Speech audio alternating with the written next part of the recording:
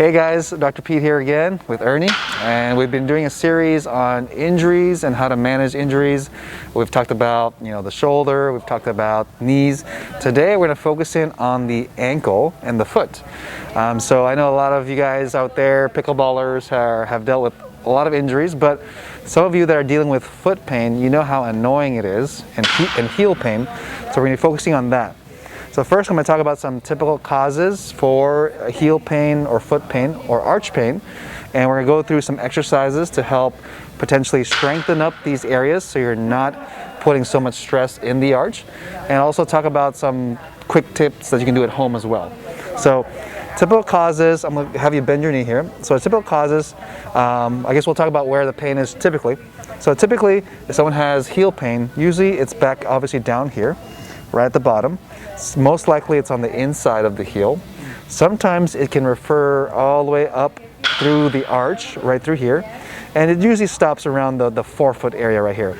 So this general area is typically where people have what they call plantar fasciitis. Now there's many other sources of pain. I would definitely get evaluated by your doctor, your physical therapist to see exactly what's going on before getting any kind of treatment.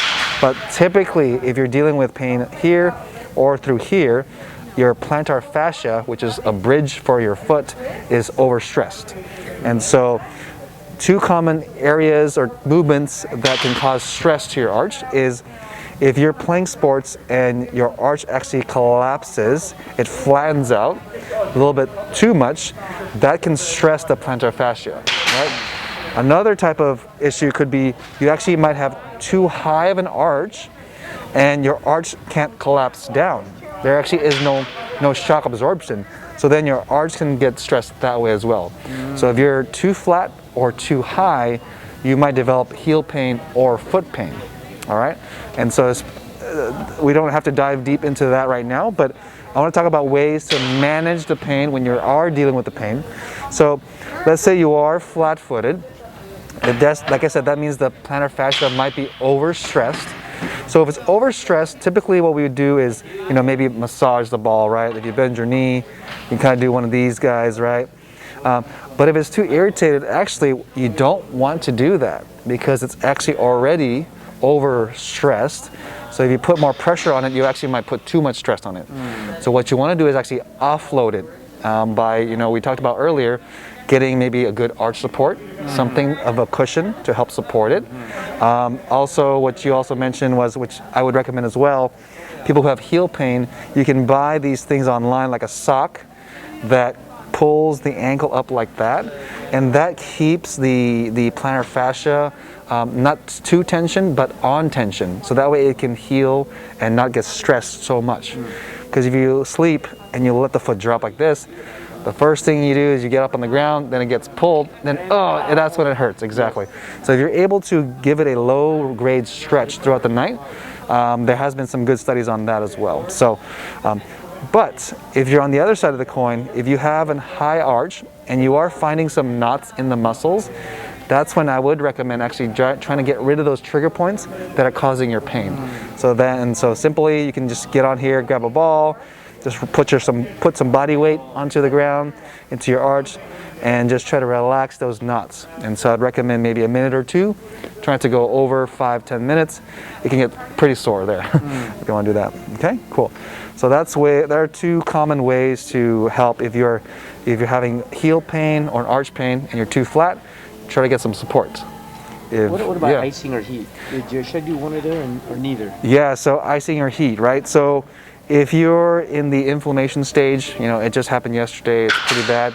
Ice has been shown to be quite effective in helping with pain and reduction of inflammation, right? Heat is great to bring circulation. So it really depends on what acuity of symptoms you have. And I would definitely recommend actually using both. A contrast therapy has been shown to actually calm down inflammation, but also bring circulation in. There's some thoughts out there that say, and studies out there, that ice can actually mitigate and limit circulation, which then slows down the healing cells that should go there. So generally speaking, you can use, ice for the first 24, 48 hours or so. And then I would, after that, probably do a contrast bath of a contrast therapy of heat and ice. Maybe 10 minutes on the ice, 10 minutes on the heat, and then cycle through that 3 times. And that should help just bring circulation. Because our bodies know what to do. The problem is we beat up our bodies a little bit too much. And the problem with foot issues is we're always walking. So there's really no optimal time for the body to rest and heal the strain down there. So that's why supporting the foot helps. That's why keeping it in a mild stretch helps as well, to kind of slowly build that tolerance back up. So that's one side of the coin. The second part is strengthening. A lot of these issues happen because we put too much stress too soon, right? Whether you had an increase in weight gain, whether you exercised a little bit too much, the weekend warrior syndrome, your body wasn't quite used to all that load. So what we need to do actually before getting into those higher level activities is to strengthen the foot, okay? So we're gonna go through some exercises right now, all right? So you have muscles that run from the inside right here, called the posterior tibialis muscle, but you also have muscles on the outside, the Fibularis longus muscles. So we're gonna show you guys how to strengthen those muscles at the very least, okay? So grab a band, you can buy these online, Amazon, whatnot, put it on the inside of your foot, and I want you to start up and out towards me, and then try to control the movement, but try to go down and in. So start there, go down and in, exactly. So up and out, down and in, good. So this is engaging this posterior tibialis muscle, which runs right here, goes to the arch right here, and when you engage this muscle, it actually lifts your arch, believe it or not. So you have something that actually will lift this navicular bone up, which is this muscle. So this is something you can work on. In physical therapy, we would assess it and test the strength to see how weak these muscles are or how strong they are on both sides. We'd also definitely check the strength of the hip muscles.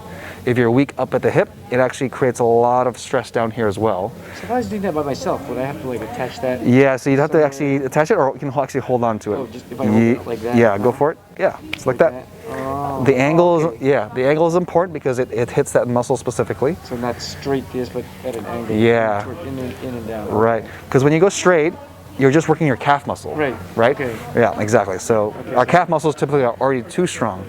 So we want to isolate these muscles, just like, you know, the glutes need some isolation work, which we'll talk about later. Oh, I've Perfect. never done this before. Nobody's ever shown this to me before. Yeah, right. So this is important for that. So I need to do that. Yeah, exactly. This is a preventative thing, but also a rehab exercise as well, but also performance. Because the stronger your arch is, the more athletic you are as well. So it's something to consider. So we worked on posterior tibialis, which inserts on the navicular bone, which lifts the arch up. We also have another muscle on the outside of the ankle shin area that runs down.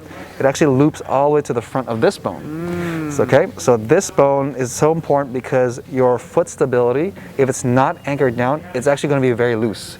You need this foot to be anchored, plastered down to the ground to have ideal stability.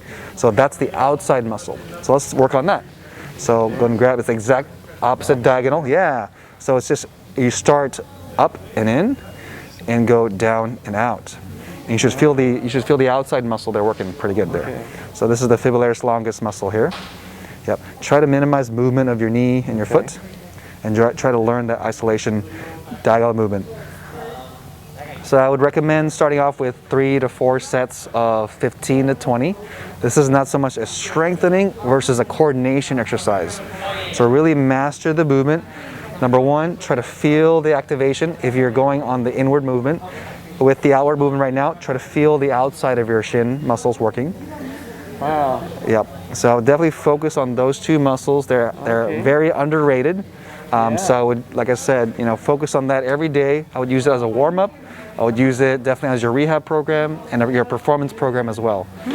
So definitely think about that.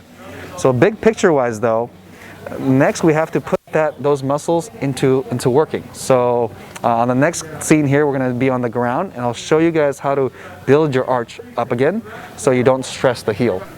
All right, so now that we've activated those muscles, those 2 muscles, the one on the inside and the one on the outside, now we have to put it to function, put it to weight bearing, because that's when the stress happens, right? So let's use your right foot again here. So I'm gonna get on the ground here. So we talked about that muscle that comes down and inserts right here and lifts the arch up like so, right? And we have the other muscle that comes down out here, underneath the foot, goes all the way to the front. So now we're going to work on learning how to use your foot. A little bit better, yeah. Believe it or not, we can actually improve the way we use our foot muscles. Okay. A quick tangent is when we wear shoes, we tend to rely on the shoe for support. And sometimes the shoe, if it's too flat, our foot will shape to the shoe. And that's why we get flat feet sometimes, because we slowly just let gravity push us down and it becomes flat, the shape of the shoe. So we're trying to fight against that to help strengthen your arch, to help strengthen your whole body, because it's a whole kinetic chain. If your foot is weak, things are going to break down up top, right? So big thing is keeping this pressed down like that, and then learning how to lift the arch up like that. Yeah, nice, good, perfect. So pressing this down, lifting this arch up. What we call is a short foot exercise, so it shortens up the foot, and this is the most stable your foot is. All right, so really learn how to do that on this foot. Let's try it on this side as well. So planting that big toe, the ball of the big toe down, trying to learn how to lift the arch up like so. So I would recommend just even sitting around, watching TV or whatever, just work on this. The more you do it, the better. Okay. So you can grab any band, something of resistance, so you can put it underneath the bottom of the foot. So this is a little, it's almost like a police. So if you lift your foot up, it's going to slide out. So grab a long band. This is a little bit too short probably, but keep some tension. Keep that pressed down. Okay. Lift the arch up. Perfect. And hold that. What do you feel with this? Some muscles working? Okay, good. So again, I would maybe hold it for at least 10 seconds. Just learn the movement. Go and lift up the arch on that side too.